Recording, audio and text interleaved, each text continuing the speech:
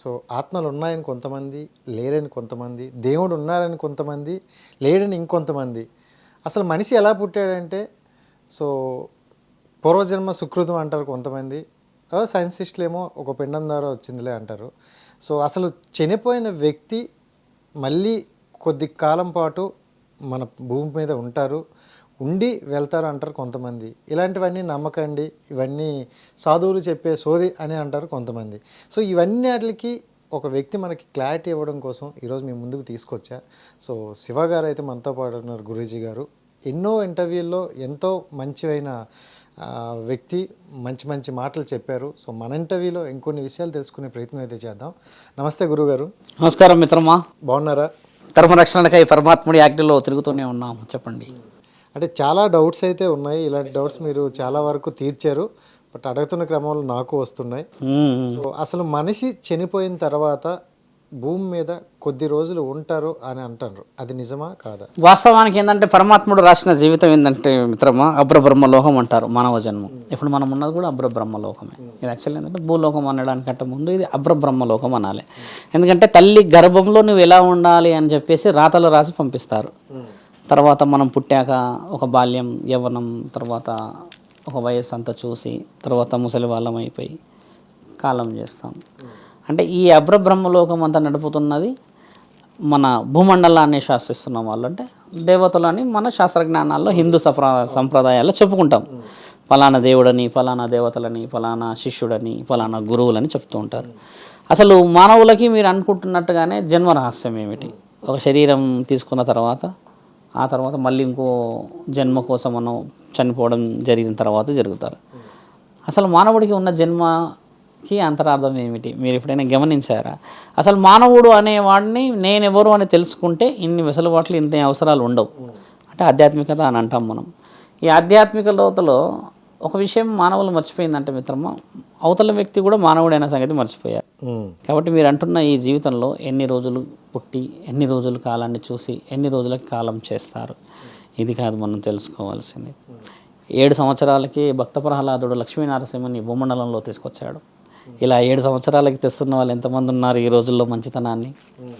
30 సంవత్సరాలకే పరమాత్ముడు శ్రీ శ్రీ శ్రీ జగద్గురు ఆదిశంకరాచార్యులు భూమండలాన్ని 4 సార్ల కాలినడకన నడిచి, నా తల్లి పార్వతీమాతని 18 శక్తిపీఠాలనమ్మా నువ్వు కాలం చేసిన తర్వాత భూమండలంలో కోపాలు, అగ్ని, ఏదైనా జ్వాలాలంటే పెద్ద పెద్ద భూకంపాలు చేయగలవు, రాగలవు అని చెప్పి అమ్మవారు పార్వతీమాత 18 శక్తిపీఠాల విషయం వచ్చినప్పుడు ఆమె 18 ముక్కలు అయిన తర్వాత అక్కడక్కడ పడ్డ తర్వాత అక్కడ నుంచి పుణ్యక్షేత్రాలు వచ్చాయి. పడ్డ దగ్గర అమ్మ కోపంతో ఉన్నది. అంటే ఎవరిని కూడా, పక్షులని కానీ పశువులని కానీ ఎవరిని పడితే వారిని చాలా చాలా కోపంగా హింస పెట్టడం మొదలుపెట్టింది. కోపం, ఎందుకంటే అర్థాంతరంగా దక్షయజ్ఞంలో విషయ వివరణ జరిగింది కాబట్టి. అలాంటి గొప్ప గొప్ప గొప్ప వ్యక్తులు అమ్మ నీవు అలా చేయకూడదు, నీ పిల్లలం మేమందరం అని చెప్పి 4 సార్ల భూమండలం మొత్తం నడిచి శ్రీచక్రాన్ని సృష్టించింది మహానీయుడు 30 సంవత్సరాలకే జగద్గురు ఆదిశంకరాచార్యులు. తర్వాత పోతులూరి వీరబ్రహ్మేంద్ర స్వామి. అంటే గతంలో ఒక 400-500 సంవత్సరాల క్రితం వరకు మనం చరిత్రనే రాసాము. చరిత్రలో జరుగుతున్న విషయాలను ఇప్పుడు అనుభవిస్తున్నాం. వీరబ్రహ్మేంద్ర స్వామి ఏం చెప్పారు? ఆడవాళ్ళు మగవాళ్ళు అవుతారు, మగవాళ్ళు ఆడవాళ్ళు అవుతారు. మీకు ఇంకో విషయం, అసలు వీరబ్రహ్మేంద్ర స్వామి ఇంకో విషయం ఏం చెప్పాడంటే, మూరెడు అంటే ఎంత మిత్రమా, ఒక మల్లె పూలు కానీ పూలు చూడడం కదా, మూరేడు బట్టని ఆక్షన్లో లక్షల్లో కొంటారని రాశాడు అప్పట్లోనే వేలం పాటలో. అదేదో తెలుసా మిత్రమా మీకు? ఆ క్లాత్ ఏదో తెలుసా మీకు? మూరెడు ఒక క్లాత్, అంటే మనం ఈ యొక్క మూరెడు దుస్తువుని ఆక్షన్స్లో లక్షల్లో కొంటారు అని చెప్పి ఆయన రాశాడు. ఆక్షన్ అంటే ఇప్పుడు నేను ఆక్షన్ మనం వాడే వేలం పాట అంటే 10 మందిలో నిలబడి అడుగుతారు, అంటారు, దాన్ని కొంటారు, అంగరంగ వైభవంగా చూపిస్తారు అని అన్నారు. ఆ దుస్తువు ఏదో స్వామి మీరంటున్న బికిని, దాన్ని వేలం పాటలో కోట్లలో లక్షల్లో వజ్రాలు వైడూర్యాలు దాన్ని యూజ్ చేసేది ఎక్కడ స్వామి? అలాంటి విషయాన్ని కూడా రాసిపెట్టిన భూమండలంలో ఉన్నాము మనము. ఎక్కడ లక్షలు పెడుతున్నారు, దేనికి లక్షలు పెడుతున్నారు? అది బిగినీ అంటే ఆ డ్రెస్ కోసం అంటున్నారా, లేకపోతే వేస్ట్ చేసుకున్న వ్యక్తి కోసం కొంటున్నారా? వ్యక్తి కోసం కాదు, ఒక క్లాత్కి పెడుతున్నారు లక్షలు. చూపించాల్సిన వస్తువులు శరీరం అంత వేరు, చూపించని వస్తువు వేరు. ఇప్పుడు వీళ్ళు తీసుకుంటున్న వస్తువు చూయించేది కాదు కదా, మరి దాన్నే అంగరంగ వైభవంగా వేలం పాటల్లో కొంటున్నారు. శాస్త్రీయంగా రాస్తుంది కదా, ఇది మీరు చూశారు కదా, దాన్ని ఉపయోగించాల్సింది గోప్యత కదా. మరి అలాంటి దాన్నే బహిర్గతంగా తీసుకుంటున్న ఈ ప్రపంచంలో మానవుడు పుట్టి పెరిగి జీవితాన్ని చూసి కాలం చేశాడు. ఎన్ని చూడాలి దీంట్లో. కాబట్టి ఏంటంటే కారణ జన్మలు ఈ మధ్య లేరు. గురువులు, సాధకులు, లేదంటే ఇంకేదైనా ఉపాసకులు, ఏదైనా ప్రచారకులు లైక్ సైకలాజికల్ కానీ, ఇంకేదైనా మెంటార్స్, మెంటీస్, ఇంకేదైనా చెప్పేవాళ్ళు, కోచర్స్, ఇలాంటి వాళ్ళే ఉన్నారు. కానీ మార్చడం అనేది పరమాత్ముడి తర్వాతే. నిన్ను పుట్టేటప్పుడే నీ శరీరంలో వేసేటప్పుడు రాతలు రాసే పంపుతాడు. తర్వాత ఈ గురువులు, సాధకులు వీళ్ళందరూ ఏం చేస్తారు మిత్రమా, ఇలా కాదు నాయన, ఇలా ఉండాలి, ఇలా కాదు నువ్వు ఇలా పుట్టావని చెప్తారు. అలా చెప్తూ విని కొంతమంది బాగుపడే వాళ్ళు ఉంటారు, కొంతమంది వినట్టుగా ఉంటారు. మీరంటున్న ఈ 3 తరాలు అంటే పుట్టుక, మధ్య, తర్వాత చావు, ఈ జీవితంలో ముఖ్యమైనది కేవలం ఈ మధ్యందే. ఈ మధ్యలోనే జ్ఞాపకాలు. మీరు అన్నారు కదా, ఒక మానవుడు చనిపోయిన తర్వాత కానీ పుట్టిన తర్వాత కానీ జరగబోయే అత్యంత ముఖ్యమైన కారణం ఏంటంటే, ఒక మానవుడు జీవితకాలం మొత్తం చేసేది ఒకటే మిత్రమా, జ్ఞాపకం. ఒక జ్ఞాపకాన్ని మాత్రమే పెట్టిపోతాడు. అంతకుమించి ఏదైనా తీసుకెళ్ళగలడా? ఈరోజు నిన్ను పూడుస్తారు, రేపు నిన్ను పూడ్చిన ఆ స్థలంలోనే నన్ను పూడుస్తారు. అంటే నిన్ను పూడ్చడానికి ఉన్న 6 అడుగులు, ఇప్పుడు అంటారు కదా 6 అడుగుల స్థలం నాకు రాస్తుంది అంటారు, అది కూడా నీది కాదు. నీ తర్వాత ఇంకొక 10 రోజులు వేరేని పూడ్చేస్తారు అక్కడ. మరి నీదంటూ ఏది ఉన్నది ఈ భూమండలంలో? అందుకని ఎందుకని ఈ శరీరం గురించి నీవు బాధపడుతున్నావు మిత్రమా? ఒక మాట బాగా ఆలోచించాలి మనం. బాధపడేదల్లా బంధం, బాధవ్యం. ఒక మిత్రుడు గురించి, భార్య గురించి, ఇల్లు గురించి, సంసారం గురించి, బ్లడ్ గురించి, అంటే మన రక్తం, మన పిల్లలు, మన భార్య, మన అమ్మ, మన నాన్న, ఎక్కడున్నా మనకు ఆ కొట్టుమిట్టాడుతుంది కదా. ఆ సెన్స్ మనం బ్రతకాల్సింది ఆ ఎమోషన్స్ కోసం మాత్రమే. ఎన్ని లక్షలు తీసుకెళ్తావు వెళ్ళేటప్పుడు మనకు తెలిసిందే. ఏం తీసుకెళ్ళాల్సిందంతా ఒక జ్ఞాపకాన్ని మాత్రమే. ఆ జ్ఞాపకమే నువ్వు అన్న ఈ మధ్య మొత్తం జీవితం. అంటే ఆ పర్టికులర్ టైంను చనిపోయిన తర్వాత 11 రోజుల కార్యం వరకు సో ఆత్మ అనేది ఆ ఇంట్లోనే వాళ్ళతో పాటే ఉంటుంది అని అన్నారు. మీరు అడిగిన ప్రశ్న మొదట అది చూడండి. ఒక మానవుడికి ఉదాహరణకి 70 సంవత్సరాలు 80 సంవత్సరాలు రాసి పెట్టాం మనం.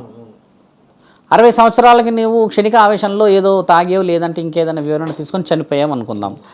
పరమాత్ముడు నీకు రాసిన రాత 72 సంవత్సరాలు. ఆ 12 సంవత్సరాలు నువ్వు భూమండలంలోనే ఉంటావు. నిన్ను తీసుకునే అర్హత లేదు, పైకి నువ్వు వెళ్ళవు కూడా. ఎందుకంటే పరమాత్ముడు నీకు ఒక డెస్టినేషన్ ఇచ్చాడు, this is your final step అని. నువ్వు మధ్యలోనే నీ అంతలో నీవు నిర్ణయాలు తీసుకొని మందు తాగేసి లేదా ఏదైనా మాత్రలు వేసుకొని ఇంకేదైనా చేసుకొని ఉరి పెట్టుకొని చనిపోయే వాళ్ళు చాలా మంది ఉంటారు. యుక్త వయసులో ఇప్పుడు ఎక్కువ జరుగుతున్నాయి. అలా జరిగిన తర్వాత నిన్ను మళ్ళీ నీ పూర్తి ఆయుష్ తీరనంత వరకు తీసుకునే అవకాశం లేదు. శాస్త్ర గ్రంథాల్లో రాసింది మిత్రమా. ఆత్మకి పరమాత్ముడికి ఉన్న అనుసంధానమే అది. అయితే ఇక్కడ తప్పుదోవ పట్టిస్తుంది పరమాత్ముడు కాదు. ఎవరైతే ఈ 12 సంవత్సరాల వ్యవధి ఉన్న వ్యక్తి చనిపోయిండు 12 సంవత్సరాల ముందే, ఈ వ్యక్తి ఏం చేస్తాడంటే మీ ఇంట్లోనే ఉంటాడు. ఎందుకంటే మీ దగ్గర తప్పితే ఇంకెవరి దగ్గర ఉండగలుగుతాడు ఆయన ధైర్యంగా? నేనైనా నీవైనా అంతే. నీ ఇంట్లో ఉన్నంత ఫ్లెక్సిబిలిటీ, నీ ఇంట్లో ఉన్నంత కంఫర్టబుల్ ఇక్కడ ఉండదు. అలా ఆ ఆత్మలు ఉన్న ఆ చోటుని క్షుద్ర పూజలు కానీ ఇంకేదైనా చేసే వాళ్ళు చూడగలరు మిత్రమా. ఎందుకంటే వాళ్ళు విద్యాహస్తులు ఉంటారు. ఏ ఆత్మలు ఎక్కడ పోతున్నాయి, ఎవరి దగ్గర ఏముంటున్నాయి, ఏం చేస్తున్నాయి, ఎవరు బలహీనులు, ఎవరు బలవంతులు. ఇప్పుడు నీకు తెలియదా అమెరికాలో ఉన్న ఒక ఇంటి గురించి అని చెప్పగలవు ఇప్పుడు. ఎందుకంటే ఇప్పుడు టెక్నాలజీ అంత డెవలప్ అయింది. ఇప్పుడు అక్కడ ఉదాహరణకి భూకంపం వచ్చింది అనుకో మిత్రమా, ఎన్ని సెంటీమీటర్లు వచ్చిందో కూడా యూ కెన్ ట్రేస్ ఇట్ మొబైల్లో. అలాగే ఈ మంత్ర ఉచ్చారణ చేసిన వాడికి వాడి వయసు, వాడి యొక్క వివరణ, వాడి యొక్క తెలివి, వాడి యొక్క ఆలోచనను కూడా గమనించగలడు ఆ ఒక గాలిని చూస్తే. అంటే క్షుద్ర పూజల్లో ఉన్న విద్య అది. అలాగే మంచి విద్యలో కూడా అలానే ఉన్నాయనుకోండి. చూసి దాన్ని చెడుగా ఉపయోగించే వాళ్ళు. ఒక ఆత్మ ఎలా ఉంటుందంటే మిత్రమా, శరీరాన్ని వదిలిపెట్టిన తర్వాత అది ఎందులోకైనా రూపాన్ని మార్చగలదు. చిన్న జంతువు నుంచి పెద్ద జంతువు భూమండలంలో వెళ్ళగలదు. ఎందుకంటే అది గాలి కాబట్టి. అలాగే ఈయన ఏం చేస్తారంటే ఆశలు పెట్టే అవకాశాలు ఎక్కువ ఉంటాయి ఈ క్షుద్ర పూజలు చేసేవాళ్ళు. ఇప్పుడు ఉదాహరణకి మంచి పూజలు చేసే వాళ్ళని తీసుకుందాం. క్షుద్ర పూజలు అనేది కొంచెం బాగుండకపోవచ్చు.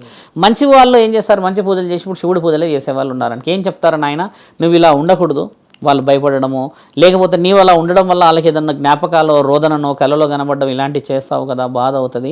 నీవు కొన్ని రోజుల వరకు మా ఆశ్రమానికి సంబంధించిన గుడిలోనే ఉండు, ఆ తర్వాత పరమాత్ముడికి మీకు అప్పచెప్తామని ఇలా కొన్ని విషయాలు కొన్ని సినిమాల్లో మంచి కూడా చూసాం. ఇలాగ చెడు వాళ్ళు ఏం చేస్తారనంటే, నువ్వు నాకు ఈ పని చేస్తేనే నీకు ఈ పని చేస్తానని చెప్పేసి ఒక ఆఫర్ లాగా మాట్లాడతారు. ఇప్పటికి కూడా మనం అలాగే చేస్తాం కదా లావాదేవీలు, నువ్వు అక్కడికి వెళ్ళొస్తే నీకు ఇది ఇస్తానని అంటాం. ఈ ఆత్మలు అక్కడ అట్రాక్షన్ అవుతాయి మిత్రం ఎక్కువ శాతంగా.